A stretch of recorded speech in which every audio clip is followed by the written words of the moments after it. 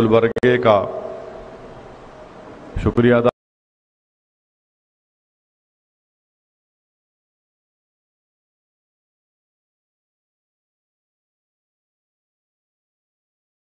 का और आप तमाम हजरात का कि आपने बड़ी मेहनत की। अल्लाह सुब्हाना व तआला ने, मैं समझता हूँ कि हमको इतनी बड़ी कामयाबी नहीं मिली जिसका उम्मीद कर रहे थे, मगर कामयाबी ये ज़रूर मिली कि अल्हम्दुलिल्लाह आप तमाम ज़िम्मेदारों का हमको आपका साथ मिला, आपका एतमाद मिला, और मुझे यकीन है कि आप तमाम के एतमाद, आप तमाम के साथ की बुनियाद पर इंशाअल्लाह ताला हम अपने सियासी सफ़र को जारी और सारी रखेंगे। और मुझे यकीन है कि अगर हम मेहनत करते रहेंगे तो इंशाअल्लाह ताला ना सिर्फ गुलबर्गा शुमाल की असम्बली सीट बल्कि गुलबर्गे ज़िले में जितनी असम्बली की सीटें हैं वहाँ से मजलिस इंतखाबात में हिस्सा लेगी, और इंशाअल्लाह ताला अल्लाह सुब्हानहू व तआला आपकी दुआओं और आपकी मेहनतों की बुनियाद पर अल्लाह हमको कामयाब और कामरान करेगा। तो मैं अपने जमात के ज़िम्मेदारों से भी ये गुजारिश करना चाहूँगा कि अपने हिम्मतों को और अपने हौसलों को बुलंद रखिए। बहुत ही कम वक्त हमको मिला था, हम लोग जिस तरीक़े से तैयारी करना था उस तरीक़े से नहीं कर पाए। यकीनन कहीं ना कहीं कोई कमज़ोरी भी होगी, और इंशाअल्लाह ताला हम उन तमाम कमज़ोरियों को दूर करेंगे और एक नए जिद्दोजहद और नए हिम्मत और हौसले के साथ अपने काम को जारी और सारी रखेंगे। मैं यहाँ आने से पहले हमारे बल्दिया के जो उम्मीदवार थे उन तमाम से मेरी मुलाकात हुई।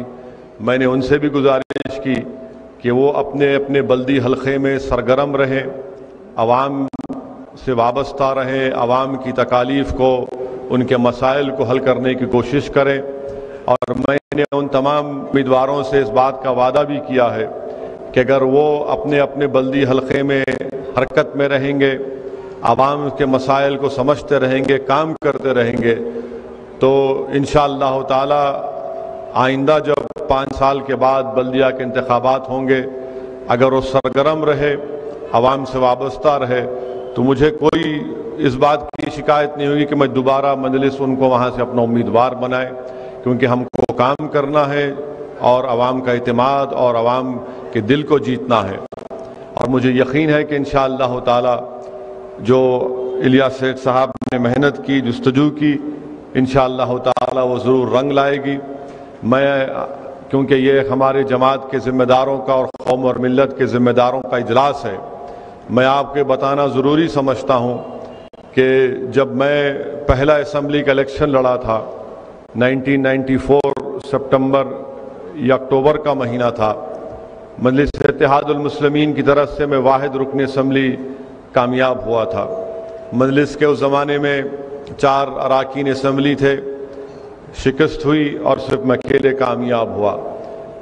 मैंने मेहनत की, हमारे बुज़ुर्गों की हिदायत पर अमल किया, हमारे वालिद मरहूम की सरपरस्ती हासिल थी, उनकी नसीहतें मेरे लिए आज भी एक कीमती असासा है मेरे लिए।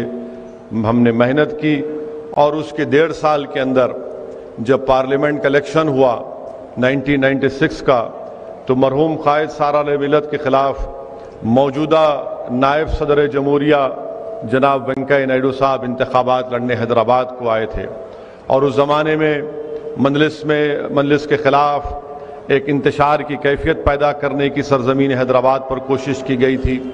तो मुखालिफत में भी कोई एक साहब खड़े हो गए थे, मगर उसके बावजूद भी आप देखेंगे 96 के पार्लियामानी इलेक्शन का नतीजा निकालेंगे तो 1.5 साल के अंदर मजलिस ने उन तमाम 3 असम्बली हल्क़ेजात से जहाँ से हमको शिकस्त हुई थी, हमने दोबारा वहाँ से अपनी बरतरी को हासिल किया और बड़ी तादाद में अपने वोट को हासिल किया।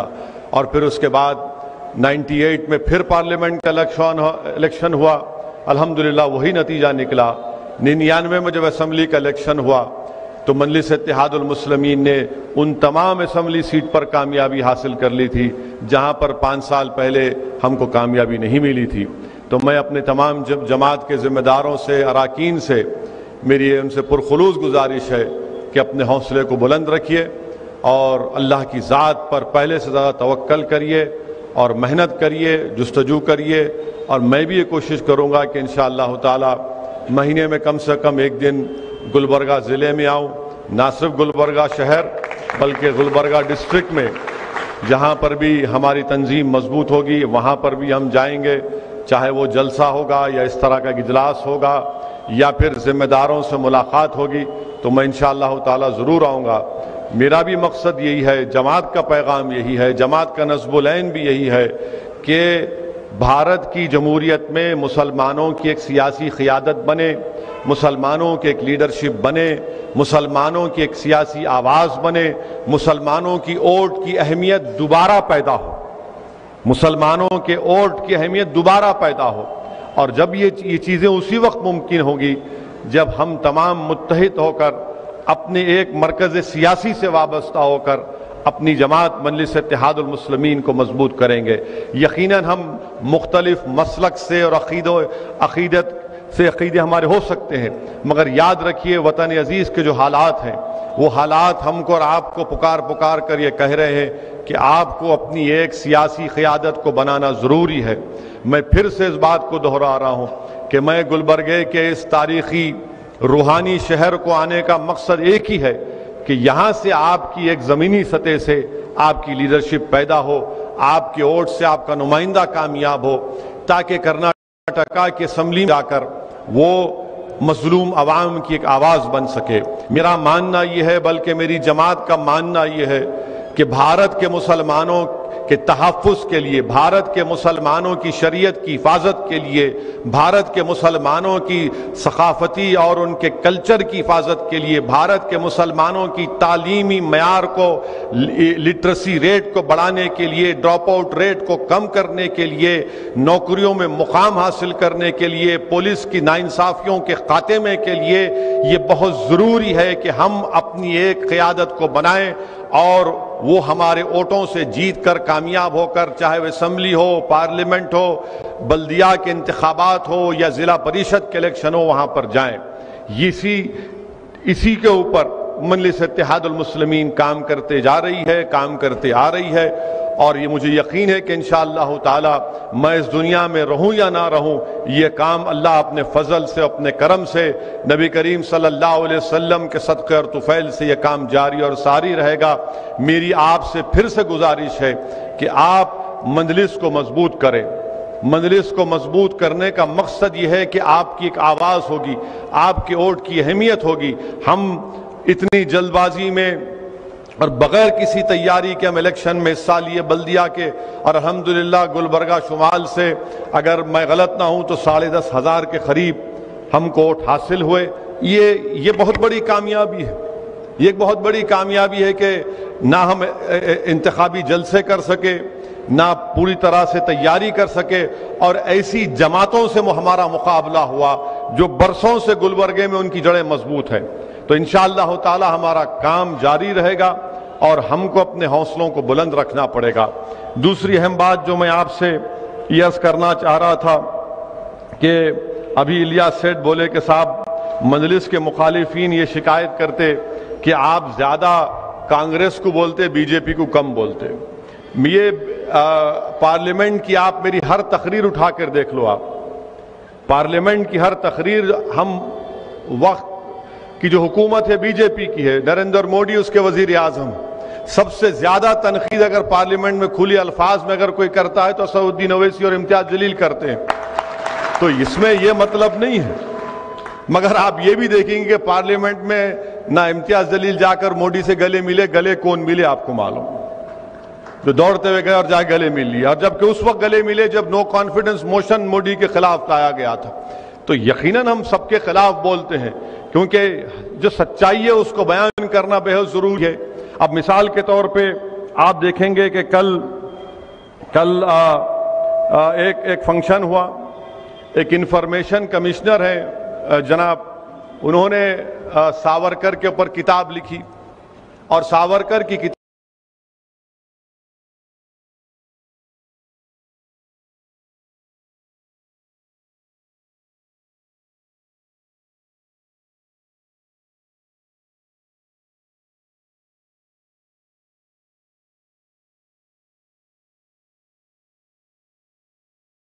مجھ سے کہا کہ یہ باتیں کہیں، اس پر آپ تبصرہ کریے.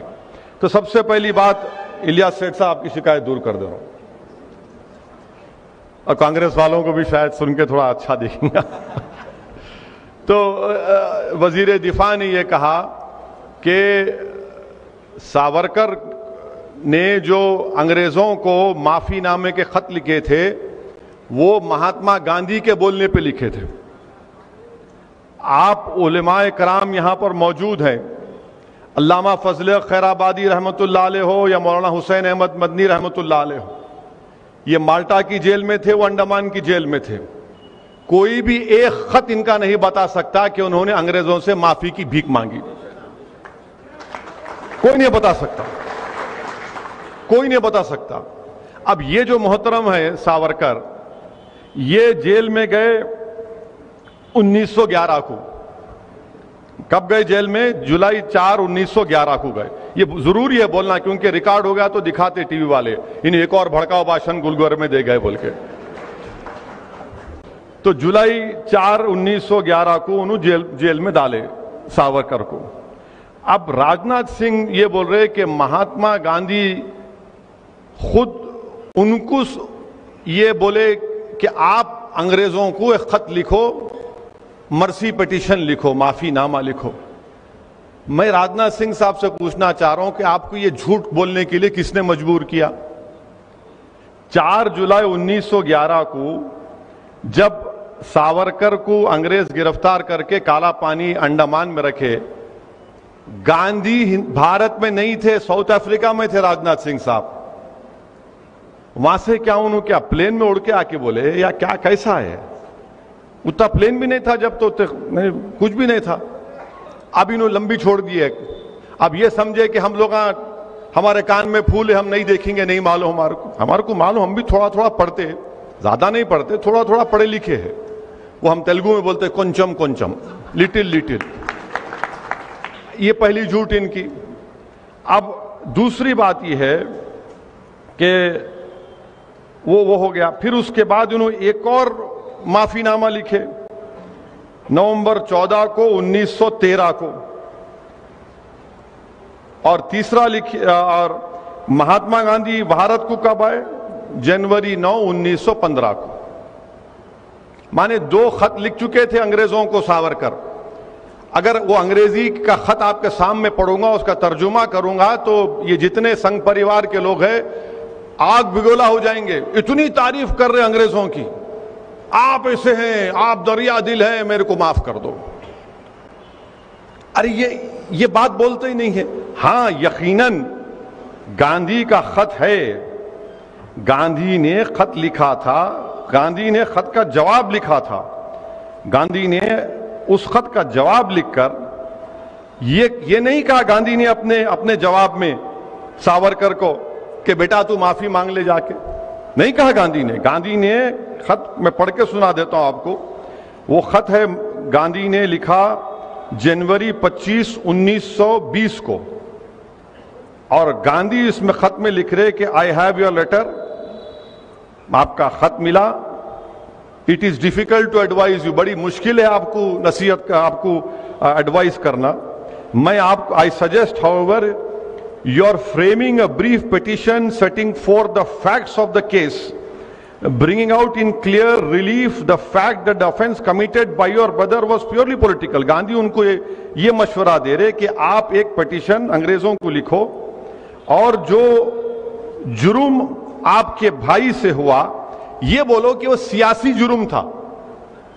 I suggest this in order that it would be possible to concentrate public attention on the case. Meanwhile, Gandhi کہاں بول رہے اس میں کہ معافی مانگو؟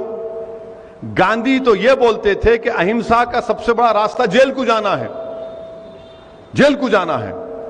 اور موصوف کو کالا پانی میں ساورکر کو جیل میں ڈالے، 8 مہینے کے اندر ہی خط لکھ دیا انہوں پہلا. اب راجناتھ سنگھ بولتے کہ ہمارے وزیر دفاع ہے کہ گاندھی نے ان سے کہا تھا. گاندھی نے کہا گاندھی تو جنوری 25 1920 کو خط لکھے، اس سے پہلے تو موصوف 2 خط لکھ چکے تھے. تو اب یہ بی جے پی کا مقصد کیا ہے کہ ساورکر کے بارے میں بڑا اچھا تاریخ میں یہ بھی آیا، میں ایک سیاست کا طالب علم ہوں، 1990 تک بی جے پی ساورکر کا نام ہی نہیں لیتی تھی، ہندوتوا کا نام بھی نہیں لیتی تھی. یہ اڈوانی نے شروع کیا ہندوتوا اور ساورکر 1990 میں، اس کے بعد سے سب شروع ہو گئے. اچھا، ساورکر کی تاریخ کیا ہے؟ ساورکر کی تاریخ یہ ہے کہ ساورکر نے، میں آپ کو بتا رہا ہوں کہ ساورکر نے، اب یہ ہم بی جے پی والوں پہ چھوڑ دیتے، آپ جھوٹ ہے سچ ہے بولو. ساورکر نے 1900 آزادی ملنے کے بعد 1947 میں، کیا ساورکر نے نہیں کہا تھا کہ میں ترنگے کو نہیں مانتا، میں بھگوا رنگ کو مانتا ہوں؟ کہا تھا ساورکر نے یہ بات. تیسری بات، ساورکر نے یہ بھی کہا تھا کہ ہندو بادشاہوں کا یہ کام تھا کہ وہ مسلم خواتین کی عزت لوٹتے، ان کا ریپ کرتے تاکہ جنگ جیت جائے. چوتھی بات ساورکر نے یہ کہا تھا کہ جب نیتا جی سبھاش چندر بوس انگریزوں سے غلامی کو ختم کرانے کے لیے بھارت کے لوگوں سے بول رہے تھے کہ آؤ میری انڈین نیشنل آرمی میں آؤ، تو ساورکر لوگوں کو بول رہے تھے نہیں تم انگریزوں کی فوج میں جاؤ. چھٹی بات، ساورکر یہ تاریخ میں یہ میں کوئی اپنے دل سے نہیں، اس سے نہیں منا رہا ہوں میں. 1939 میں کانگریس اور تمام مجاہدین آزادی نے فیصلہ لیا کہ ہم تمام اپنے اپنے وزارت کے عہدوں سے استعفیٰ دیتے، تو ساورکر لنگنگتو وائسرائے کے پاس جا کے بولے نہیں ہم نہیں دیتے، ہم آپ کے ساتھ ہیں، ہم آپ کے ساتھ ہیں. اچھا، یہ بار بار بولتے ہیں مسلمانوں کو ٹو نیشن تھیوری. ارے ٹو نیشن تھیوری کی سب سے پہلے بات کرنے والا 1937 میں ساورکر تھے. ساورکر نے کہا کہ ہندو نیشن ہے اور مسلمان ایک کمیونٹی ہے. آپ بولے، ہم نہیں بولے. نہ ہم کو ساورکر سے مطلب ہے، نہ جنا سے مطلب تھا ہمارے کو، نہ رہے گا کبھی. اور آپ کو معلوم کہ ہندو مہاسبھا اور مسلم لیگ مل کر اقتدار میں تھے اس زمانے میں، مانے دونوں ہندو مہاسبھا اور مسلم لیگ مل کے اقتدار میں تھے. اور آخری بات، ساورکر مہاتما گاندھی کے قتل میں ملوث تھے. کون بولے بات؟ یہ مہاتما گاندھی کے جو قتل کا مقدمہ چلا اس میں ساورکر ایکیوز تھے. کورٹ نے ان کو کہا کہ ان کا جو پی اے تھا ساورکر کا، باجے نام تھا، وہ جو ایویڈنس دیا اس کو قانون میں کیا ہے کہ کورابوریٹ کرنا، میں نے صرف میرے بولنے پہ نہیں بلکہ الیاس سیٹھ بھی بولنا، وہ نہیں کر سکا. مگر جسٹس کپور جو سپریم کورٹ کے چیف جسٹس تھے، کمیشن آف انکوائری بنایا گیا، انہوں نے اپنی رپورٹ میں کہا کہ ساورکر کے گھر میں گاندھی کے قتل کی سازش ہوئی. آپ ان کو اپنا ہیرو مناتے، آپ ان کو. اچھا یہ بھی چھوڑو، آپ یہ بھی اگر جھوٹ رہا تو کیا سردار پٹیل نے نہیں لکھا کہ ہندو مہاسبھا کی ایک فائنینشیل آرگنائزیشن ساورکر کے ماتحت تھی جس نے گاندھی کو قتل کیا؟ یہ سب چیزیں ہیں اور یہ آپ کر رہے ہیں. جب میں 2004 میں پارلیمنٹ کو، حیدرآباد کی عوام کا لاکھ شکریہ، مجھے منتخب کر کے اللہ نے بھجایا. 2004 میں پارلیمنٹ کے سینٹرل ہال میں گیا تو جیسا ویسا بیٹھے ہوئے سینٹرل ہال، یہاں پر گاندھی کی فوٹو ہے اور اس کے رائٹ اپوزٹ ساورکر کی فوٹو ہے.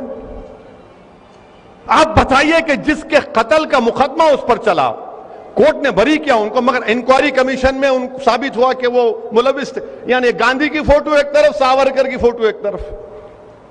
تو یہ کیا ہو رہا ہے ہمارے ملک میں؟ پھر خود وزیر دفاع اس طرح کی اگر بات کریں گے، اور پھر Mohan Bhagwat R S S کے سرسنگ چالک بول رہے نہیں ساورکر اردو بڑی اچھی بولتے تھے، غزل لکھتے تھے، انہوں مسلم دوست تھے. کہتے غزل لکھے تو مسلم دوست ہو جاتے. آج میڈیا والے میں سے پوچھے ملا تمہارے ان کو تاریخ نہیں معلوم، مہاتما گاندھی کے قتل کا جو ایف آئی آر تھا وہ ایف آئی آر بھی اردو میں لکھا گیا تھا. ایف آئی آر بھی اردو میں لکھا گیا تھا کہ ملزم 1 ملزم 2 دفعہ 302.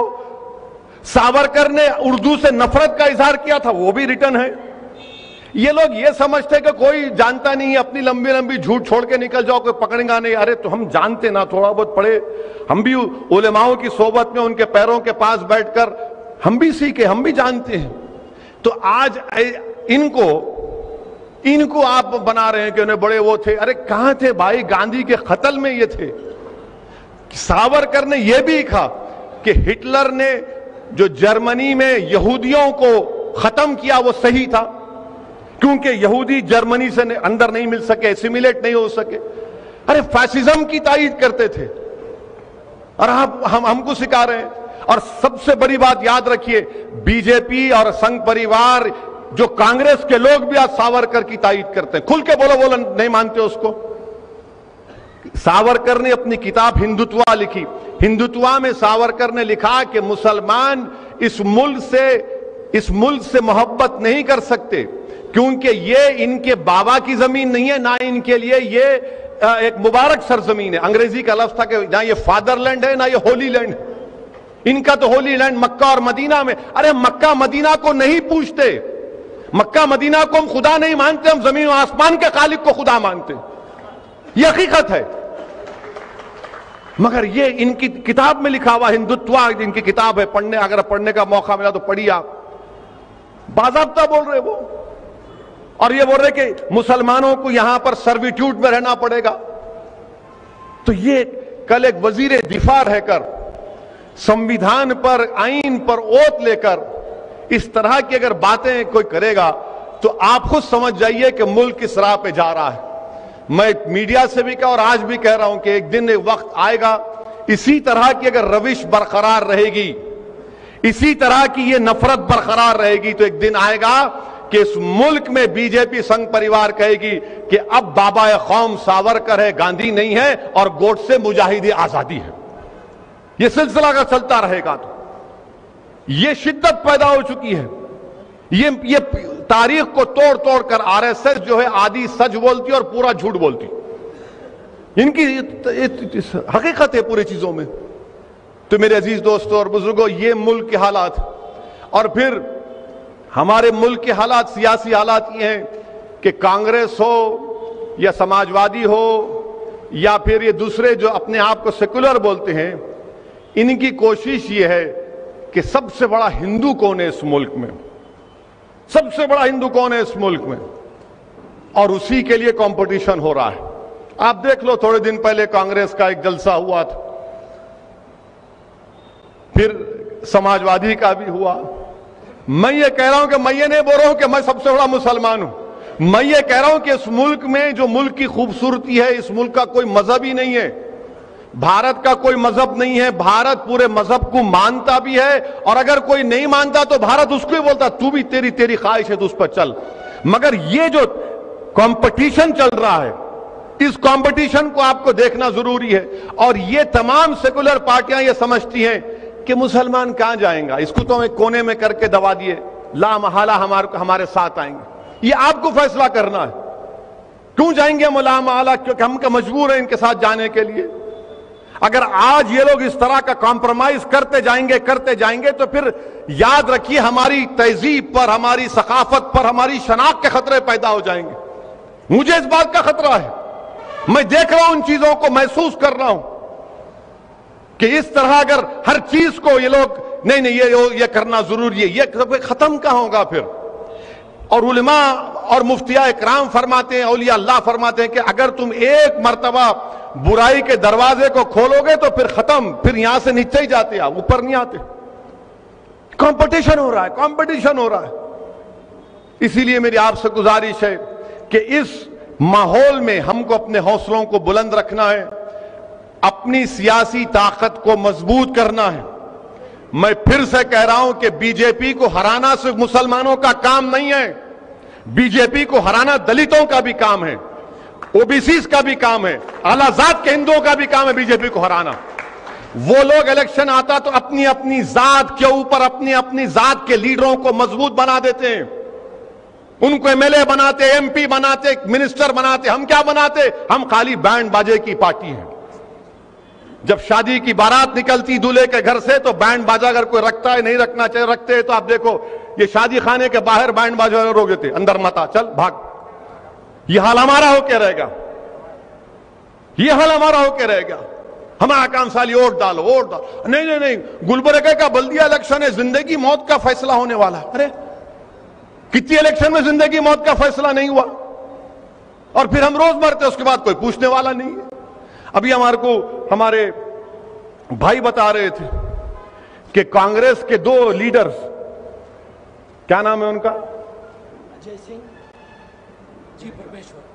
اجے سنگھ صاحب اور پرمیشور صاحب نے بلاری میں جو اسمبلی کا اجلاس ہو رہا, ہمارے بھائی بتا رہے, اس میں انہوں نے مطالبہ کیا کہ تبدیلی مذہب کا قانون لے کر آؤ.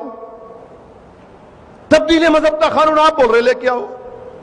کلیم صدیقی صاحب کو جیل میں ڈال کے سڑا رہے وہاں پر, کوئی کیس نہیں ہے ان کے اوپر, صرف تنگ کرنا ہے ان کو.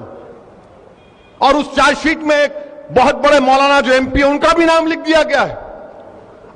وہ وکیل صاحب میرے کو بھیجائے, میں دیکھ کے تعجب کرا کہاں سے کہاں ملا دے رہے. آپ بول رہے کہ دھرماتن کا مانے تبدیلی مذہب کا قانون لے کے آؤ. کہ یہ پالیسی ہے کانگریس پارٹی کی؟ کیا آپ بول رہے آپ کے بڑے بڑے لیڈرز بول رہے کہ کنورژن کا قانون لے کر آؤ بلاری میں جو اسمبلی کا اجلاس ہونے جا رہا ہے؟ میں مذہب اگر بدل رہا ہوں, اگر کوئی اسلام قبول کرتا ہے تو ملک کو کیا خطرہ ہے اس میں بتاؤ میرے کو تم. اگر میں اشہدو ان لا الہ الا اللہ و اشہدو ان محمد رسول اللہ کا اقرار کر رہا ہوں تو ملک کو خطرہ نہیں ہے اس میں, ملک مضبوط ہوتا ہے اس میں. کیوں مضبوط ہے؟ کیونکہ بھارت کا آئین مجھے اجازت دیتا ہے کہ میں جس مذہب پر چلنا چاہوں چلوں, نہیں پسند آیا مت چلوں. مگر آپ یہ بتانا چاہ رہے ہیں کہ تم اگر مذہب تبدیل کرو گے تو ملک کو خطرہ ہوگا. ملک کو خطرے کی بات کہاں ہے اس میں؟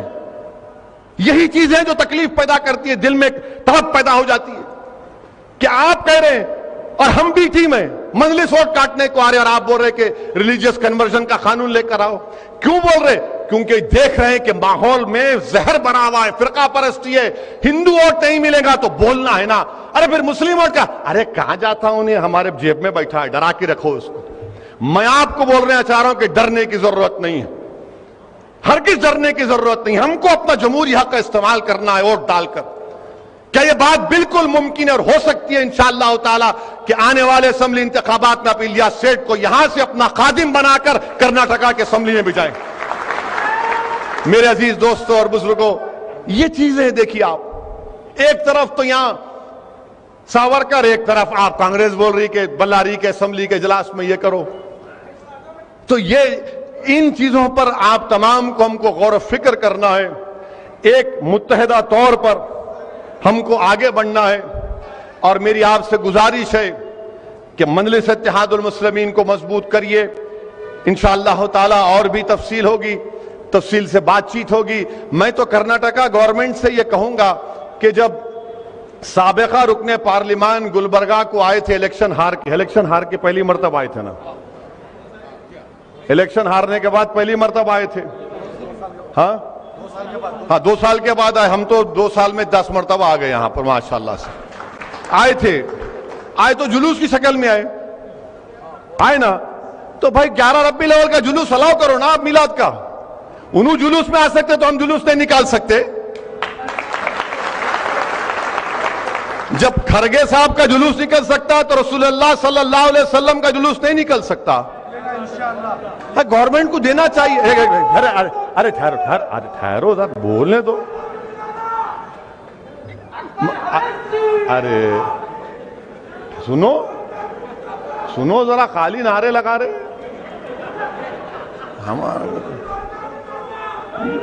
جب جلوس نکل سکتا ہے کھرگے صاحب کا تو ربیع الاول کا بھی جلوس الاؤ کرو آپ. ان کو بھی کووڈ کے گائیڈ لائنز ہے, ہمارے کو بھی دو, ہم بھی نکالتے. اب اس کے بعد بولیں گے دیکھو انہوں آ کے بھڑکاؤ بات کر کے چلے گئے. بھڑکاؤ بات کیا کیا بولو آپ. ان کا جلوس نکلا نہیں نکلا کھرگے صاحب کا؟ نکلا نا. ہاں یہ بھی دو آپ, یہ بھی دو نا بھائی. یہ تو ساری کائنات کو آزادی ملی اس دن, شیطان بھاگا کود کے, آپ نہیں دیں گے. تو یہ چیزیں, یہ جب سچائی کو بیان کیا جاتا ہے تو ان کو تکلیف ہو جاتی ہے آئے کہیں کیوں یہاں پہ. اچھا میں جہاں کہیں بھی بھارت کے کونے میں جاتا ہوں یہاں کیوں آئے انہوں.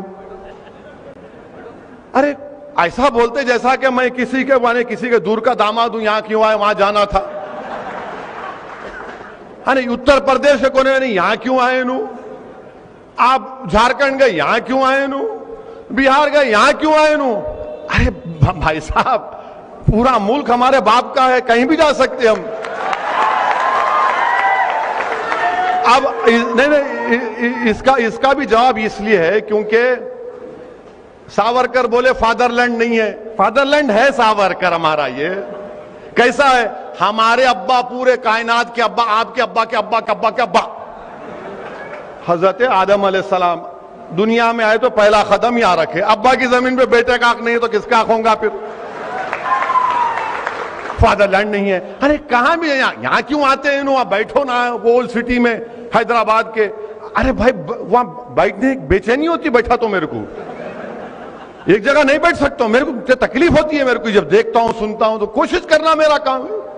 یہ ہمارے تمام ساتھیاں ہیں. کیا کون سی دولت ہے بتائیے جو میں الیاس سیٹ سے لے رہا ہوں یا میں ان کو دے رہا ہوں. اللہ جانتا ہے کیا ہے. صرف ایک طلب ہے, ایک جذبہ ہے کہ نہیں ہماری آواز ہونا, غریب مظلوم عوام کی, مسلمانوں کی ایک آواز ہونا, ایک طاقت دیکھنا, ہمارے ووٹ کی ویلیو ہونا, ہمارے مسائل حل ہونا.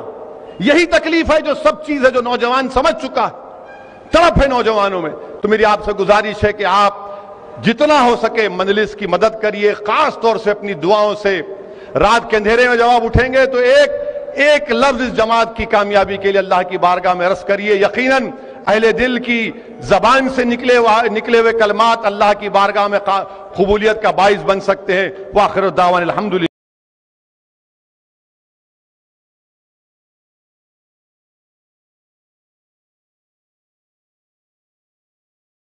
اللہ رب العالمین.